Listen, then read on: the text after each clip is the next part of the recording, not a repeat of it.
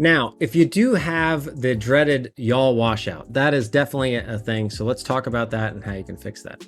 So for yaw washout, and you shouldn't really have it in Betaflight 4.3, the yaw gains are really appropriate now to where they should be.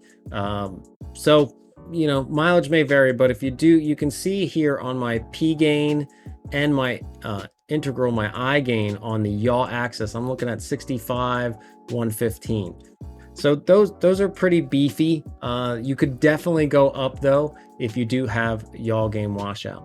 Just like the proportional, integral, D terms, they all literally sum up. So when I make this value higher, that's a higher controlling portion of the sum, that as they sum up to the PID sum to then go out to the motors and command the motors. The same thing happens between the axes. So if the roll axis gains are generally higher than pitch or yaw, roll will control more for commanding those motors. So we can use that knowledge to also take a look at yaw. In that case, we need yaw to have a little bit more authority over pitch and roll, so that when yaw is starting to go off, that is really the biggest controlling factor to get back on track. And it's going to maybe sacrifice a little bit of pitch and roll control. So in Betaflight 4.3, you can now stick with the sliders, but independently unlink yaw control. So if I switch this mode here to RP for roll pitch, you can see yaw now down here is open. I can type in whatever I want. So really, if you're having some yaw washout, you may want to give something like that a try, where you're towing 150, 150.